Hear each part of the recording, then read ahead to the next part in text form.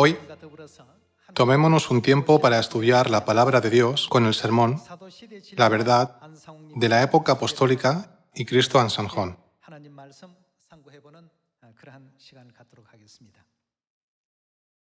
Cuanto más se acerca al reino de los cielos, más gente quiere saber la verdad. Es porque la gente quiere saber si están viviendo su vida de fe según la verdad o no. Tienen gran interés en este asunto. El profeta Amós profetizó: «E irán errantes de mar a mar, discurrirán buscando palabra de Jehová». Mirando esta profecía, podemos confirmar que, aunque la gente no lo exprese exteriormente, están haciendo grandes esfuerzos para buscar la verdad. Entonces, ¿cómo podemos encontrar la verdad? Ya que los 66 libros de la Biblia contienen profecías, Dios nos recuerda que si estudiamos las profecías con detenimiento, encontraremos el camino a la verdad.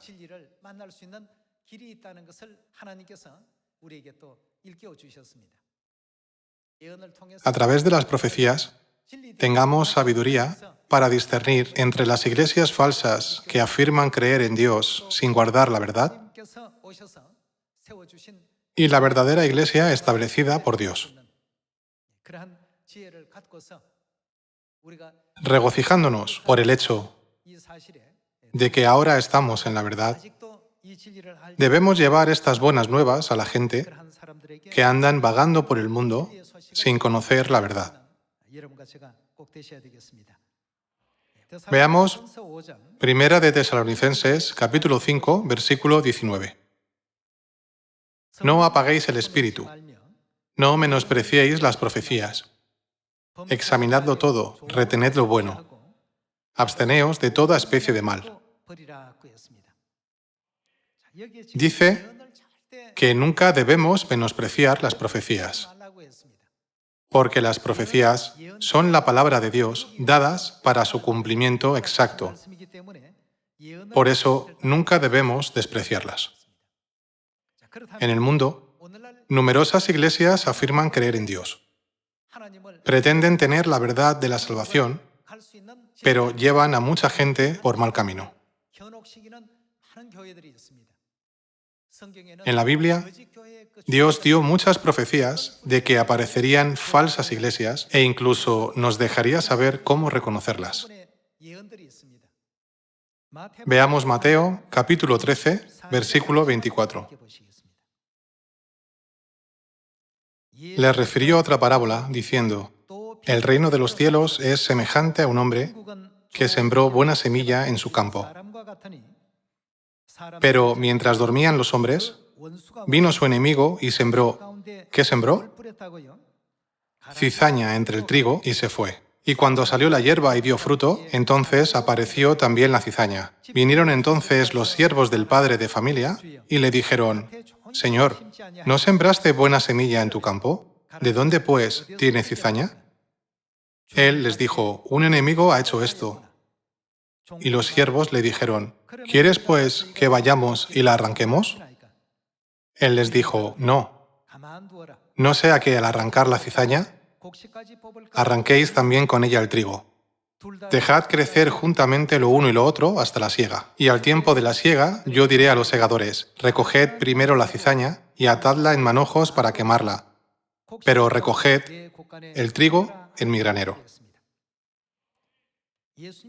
Cuando Jesús vino a la tierra hace 2000 años, nos dio una profecía muy importante a través de una parábola. Profetizó, a través de la parábola de la cizaña, sobre la iglesia verdadera y las falsas iglesias, y cómo aparecerían la verdad y la falsedad. Veamos la explicación que Jesús dio sobre esta parábola en el versículo 36. Entonces, despedida la gente, entró Jesús en la casa, y acercándose a él sus discípulos, le dijeron: «Explícanos la parábola de la cizaña del campo». Respondiendo él, les dijo: «El que siembra la buena semilla es, ¿quién? el Hijo del Hombre. Es Jesús. Jesús, el Hijo del Hombre, vino a la tierra y sembró la buena semilla. Pero veamos qué sucederá después de que sembrara las buenas semillas. Versículo 38. El campo es, ¿qué? El mundo. La buena semilla son los hijos del reino, y la cizaña son los hijos del malo. El enemigo que la sembró es, ¿quién? El diablo. Jesús también nos hizo saber que el diablo haría esto. ¿Hasta cuándo continuará esta situación? El propietario les dijo que dejaran que tanto la cizaña como el trigo creciesen juntos hasta el fin del siglo. Preguntaron los sirvientes, ¿debemos arrancar la cizaña? Él dijo, no la arranquéis, dejadla. Por lo tanto, la cizaña y el trigo coexisten en este mundo hasta el fin de los tiempos. ¿No deberíamos poder discernir entre los dos? Vayamos al versículo 39. El enemigo que la sembró es el diablo. La siega es, ¿qué? El fin del siglo. Y los segadores son los ángeles. De manera que, como se arranca la cizaña y se quema en el fuego, así será en el fin de este siglo. ¿Qué pasará con la cizaña al final? Está destinada a ser quemada en el fuego. Versículo 41. Enviará el Hijo del Hombre a sus ángeles y recogerán de su reino a todos los que sirven de tropiezo y a los que hacen iniquidad, y los echarán, ¿dónde? En el horno de fuego. Allí será el lloro y el crujir de dientes. Entonces los justos resplandecerán como el sol en el reino de su Padre. El que tiene oídos para oír, oiga. ¿Qué será arrojado al horno de fuego? La cizaña. Para obtener una comprensión clara de la cizaña, echemos un vistazo al versículo 41 una vez más. Enviará el Hijo del Hombre a sus ángeles y recogerán de su reino a todos los que sirven de tropiezo. ¿Y qué clase de personas? A los que hacen iniquidad. Y los echarán, ¿dónde? En el horno de fuego. A través de esto, podemos entender fácilmente que la cizaña es la que comete iniquidad. La iniquidad fue sembrada por el diablo. ¿Quién sembró la buena semilla? Fue Jesucristo, quien es el Hijo del Hombre. La razón por la que queremos encontrar la verdad es para entrar en el reino de los cielos, ¿verdad? El que sembró la semilla de la verdad es Jesús. ¿Y qué hizo el diablo? Sembró la semilla de la iniquidad. Primero, se sembró la semilla de la verdad y luego, más tarde, se sembró la semilla del desafuero. Tenemos que prestar atención a la cronología de estos eventos. Y esta verdad, que fue sembrada por el Hijo del Hombre, nunca podrá ser encontrada por el hombre, porque el diablo elaboró un engaño astuto. Es imposible identificar y discernir las trampas de Satanás con ojos, pensamientos y conocimiento humanos. Por eso Jesucristo vino hace 2000 años y dio numerosas enseñanzas a sus discípulos, llevando a cabo el Evangelio a través de la Iglesia primitiva. Como está escrito en Juan capítulo 13, versículo 15, porque ejemplo os he dado para que como yo os he hecho, vosotros también hagáis. Jesucristo mostró muchos ejemplos para enseñarnos. Mostró el ejemplo de guardar el día de reposo y la Pascua, y también el ejemplo de celebrar las 7 fiestas de 3 tiempos del nuevo pacto. Sin embargo, ¿qué dice la profecía? Después que vino el Hijo del Hombre y sembró todo lo bueno, el enemigo vendría a escondidas por la noche y sembraría la cizaña entre el trigo. Cuando brotó el trigo, la cizaña crecía muy rápido. Entonces los sirvientes preguntaron, «Señor, ¿quiere que lo arranquemos?» Él les dijo, «Estoy preocupado, no sea que al arrancar la cizaña, arranquéis también con ella el trigo». Dejad crecer juntamente lo uno y lo otro hasta la siega. No seréis capaces de distinguirlos a través de su apariencia. Por lo tanto, dejadlos crecer juntamente. En la última cosecha, enviaré a los segadores a recoger primero la cizaña y atarlas en manojos para quemarlos, y luego recoger el trigo y llevarlo al granero celestial. Aquí, Dios nos concedió sabiduría para discernir entre la verdad y la falsedad. No hay otra verdad que la verdad de la época apostólica, porque la falsedad fue sembrada después de la época apostólica. Hoy, rastreemos las profecías una a una. Veamos 2 de Tesalonicenses, capítulo 2, versículo 3. Nadie os engañe en ninguna manera. Significa que no se dejen engañar, porque no vendrá sin que antes venga la apostasía. Apostasía o rebelión significa traicionar la verdad. La Biblia profetizó que algunos se rebelarían contra la verdad que Dios estableció para nosotros.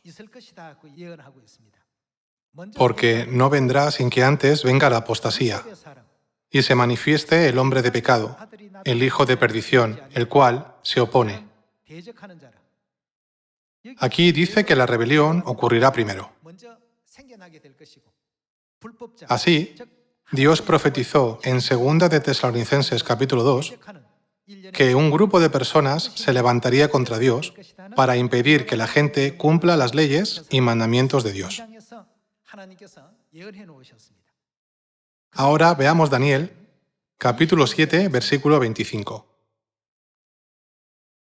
Y hablará palabras contra el Altísimo.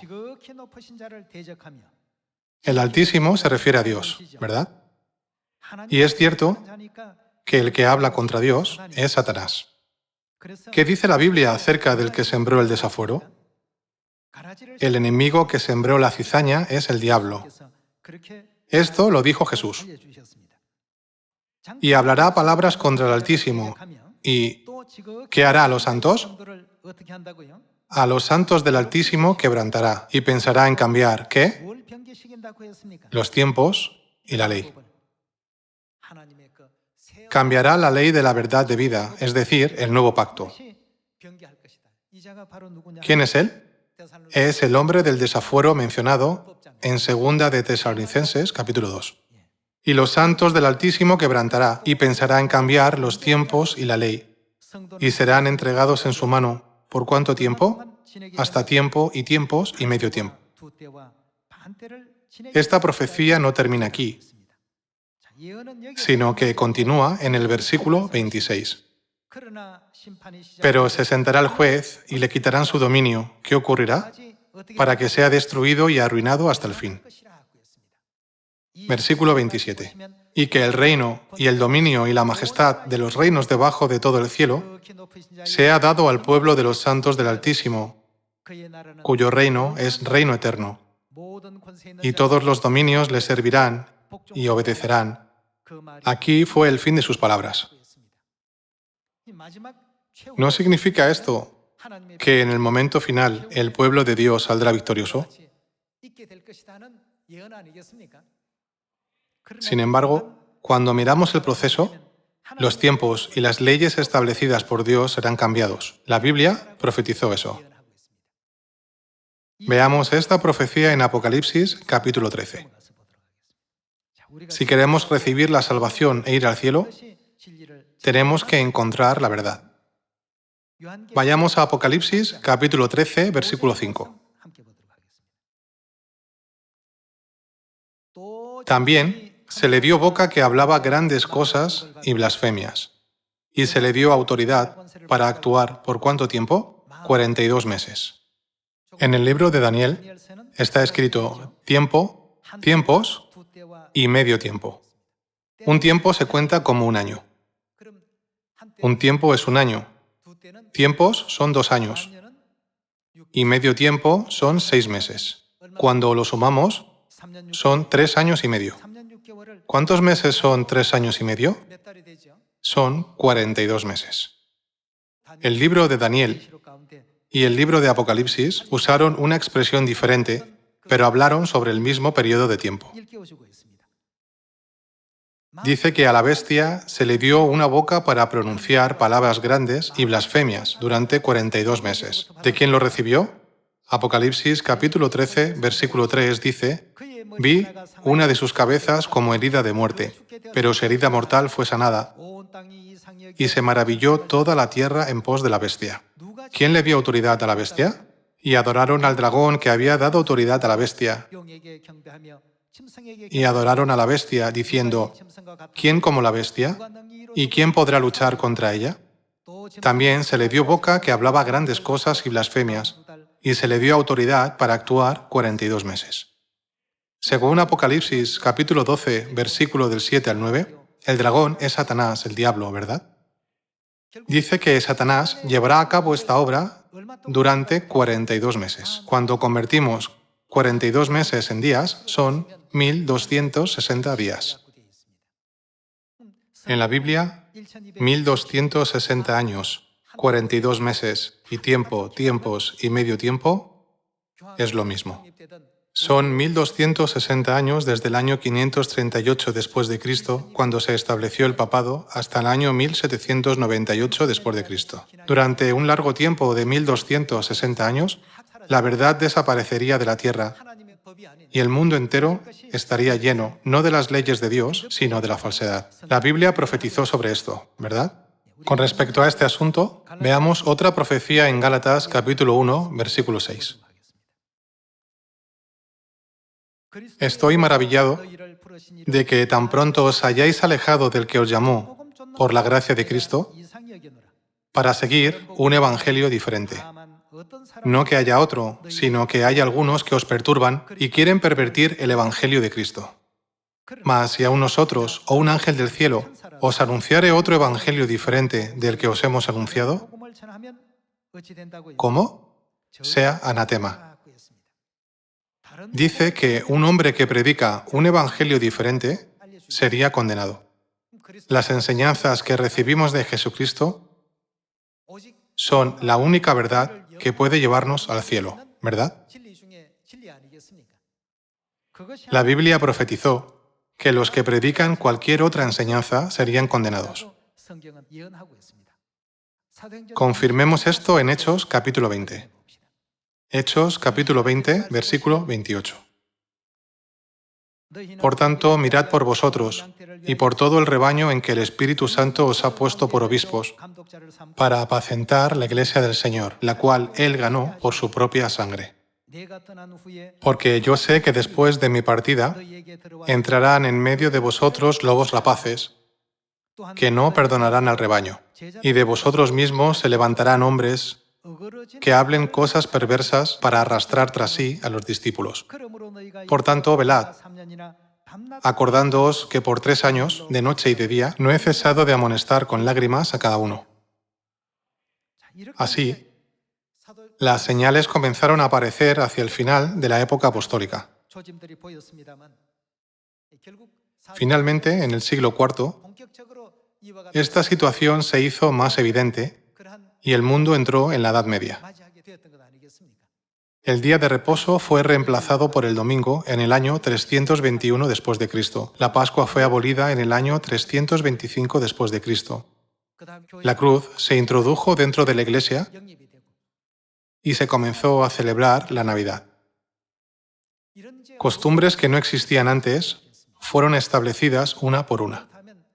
Jesucristo ya profetizó que esto sucedería, y los apóstoles escribieron las mismas profecías. Dios incluso profetizó que Satanás cambiaría los tiempos y las leyes, y que el mundo estaría bajo el control de Satanás por un tiempo, tiempos y medio tiempo. A través de este registro, podemos confirmar desde un punto de vista histórico y profético que la cizaña se sembró después de la época apostólica. Entonces, si queremos encontrar la verdad, ¿a qué época debemos prestar atención? A la época apostólica. Debemos encontrar la verdad en la época apostólica. Con respecto a este asunto, veamos Efesios capítulo 2, versículo 20. Edificados sobre el fundamento de los apóstoles y profetas, siendo la principal piedra del ángulo Jesucristo mismo, en quien todo el edificio bien coordinado va creciendo para ser un templo santo en el Señor, en quien vosotros también sois juntamente edificados para morada de Dios en el Espíritu.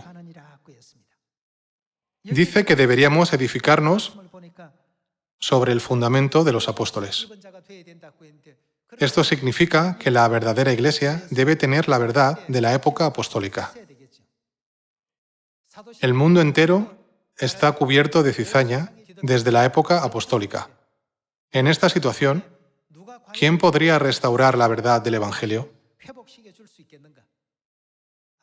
Nadie puede encontrar toda la verdad de la época apostólica a menos que nuestro Padre Celestial venga a la tierra por segunda vez para salvarnos. En Apocalipsis capítulo 5 ya estaba profetizado: nadie en el cielo, ni en la tierra, ni debajo de la tierra podía abrir el libro. Confirmemos esto yendo a Apocalipsis capítulo 5, versículo 1. Y vi en la mano derecha del que estaba sentado en el trono un libro escrito por dentro y por fuera, sellado con 7 sellos.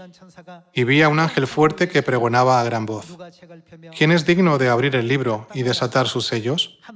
Y ninguno, ni en el cielo, ni en la tierra, ni debajo de la tierra, no había nadie que podía abrir el libro, ni aún mirarlo.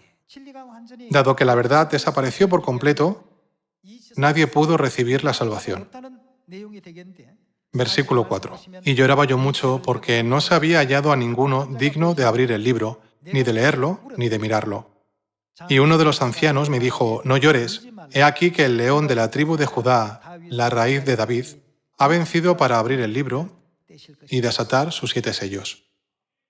Nadie pudo abrir el libro excepto uno. ¿Quién es él? La raíz de David.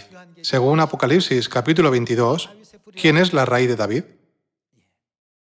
Entonces, esta profecía significa que Jesús mismo vendrá a esta tierra de nuevo para restaurar todas sus enseñanzas de hace 2000 años y guiarnos al cielo, ¿verdad? Veamos Hebreos capítulo 9, versículo 27. Y de la manera que está establecido para los hombres que mueran una sola vez y después de esto el juicio, así también Cristo fue ofrecido una sola vez para llevar los pecados de muchos. ¿Y qué hará?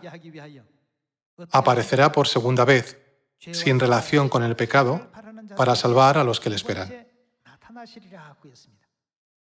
Dice que Cristo aparecerá por segunda vez para traer la salvación. Si Dios no viene por segunda vez para restaurar la verdad, todos estaríamos ahogados y oprimidos por la cizaña, y nadie podría entrar en el granero celestial. Veamos también otra profecía en Miqueas capítulo 4. Miqueas capítulo 4, versículo 1. Acontecerá en los postreros tiempos que el monte de la casa de Jehová será establecido por cabecera de montes y más alto que los collados, y correrán a él los pueblos. Vendrán muchas naciones y dirán: venid y subamos al monte de Jehová y a la casa del Dios de Jacob. ¿Y qué hará? Nos enseñará en sus caminos. Aparecerá una segunda vez para enseñarnos en los últimos días. A menos que venga a la tierra como la raíz de David y restaure toda la verdad que estaba escondida, la salvación de la humanidad se perderá para siempre. Por eso Miqueas profetizó: y nos enseñará en sus caminos, para que caminemos por sus veredas. ¿Y de dónde saldrá la ley? Cuando Dios venga a la tierra, ciertamente proclamará su ley y nos enseñará en Sion. Mediante su enseñanza, la humanidad puede recibir la vida eterna y la salvación. Cuando Jesucristo vino a la tierra hace 2000 años, estableció un pacto para la salvación de la humanidad, ¿no es cierto? Él dijo: esta copa es el nuevo pacto en mi sangre. Estableció la verdad del nuevo pacto. ¿Para quién estableció este pacto? dijo que el nuevo pacto fue establecido para nosotros. También en su segunda venida, Él restauró exactamente la misma verdad, el nuevo pacto, para nosotros. Veamos Lucas capítulo 22, versículo 19. Y tomó el pan y dio gracias, y lo partió y les dio, diciendo, esto es mi cuerpo, que por vosotros es dado, haced esto en memoria de mí. De igual manera, después que hubo cenado, tomó la copa, diciendo, esta copa, ¿qué pacto? Es el nuevo pacto en mi sangre, que por vosotros se derrama. El pacto que Dios estableció para nosotros, los pecadores del cielo, al venir a esta tierra, es el nuevo pacto eterno. Cuando vuelva como la raíz de David, ¿por cuántos años debe llevar a cabo el ministerio del nuevo pacto? En su primera venida, Jesucristo predicó el nuevo pacto por solo 3 años. Pero para cumplir la profecía de David, tiene que predicar durante 37 años. En otras palabras, el papel de Cristo en la segunda venida es llevar a cabo el ministerio del nuevo pacto según la profecía. En esta época, sabemos quién llevó a cabo el ministerio del nuevo pacto durante 37 años, ¿no es cierto? ¿Quién es? Todas las profecías hablan sobre el Salvador que ha de aparecer en esta época y nos enseñan a prestarle atención.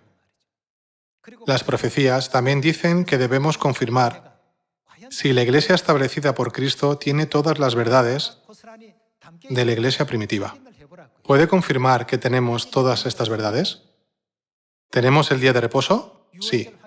¿Tenemos la Pascua? Sí. ¿Tenemos la verdad del velo de las mujeres? Sí. ¿Y las 7 fiestas de 3 tiempos? Sí. ¿Y el nuevo pacto? Sí. Con estas señales proféticas, Dios vino y estableció esta iglesia para salvar a todas las personas. La iglesia de Dios se estableció de esta manera.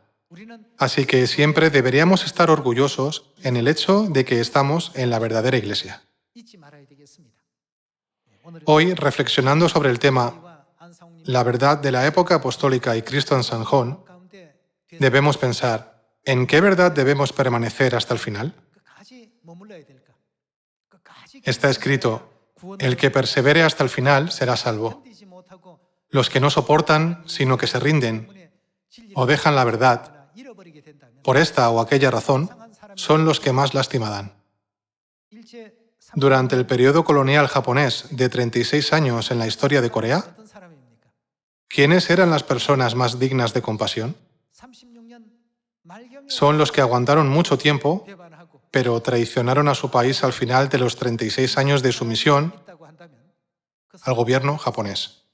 Esos son los más dignos de compasión. Se rindieron pensando, no pudimos obtener la independencia incluso después de 35 años. Parece que la independencia es algo que nunca podremos lograr. Ellos siempre se arrepentirán de su decisión. Entonces, ¿qué dice la Biblia? El que persevere hasta el final será salvo. Ese día puede ser hoy. Ese día podría ser este año. Creyendo esto, todos los hijos de Sión debemos recibir al Padre Celestial con gozo, sin ninguna vergüenza, el día de su venida. Pensando en la gloria de nuestro futuro, no nos apeguemos a lo que es temporal y pronto desaparecerá. En la nota escrita a mano del Padre, dijo, el sabio anhela lo eterno y el necio se obsesiona con lo momentáneo. No nos aferremos a cosas momentáneas, sino esperemos lo que es eterno. Esperando que todos los miembros de Sión puedan recibir la herencia del bello y glorioso reino de los cielos que Dios preparó para nosotros, me gustaría concluir este sermón. Muchas gracias.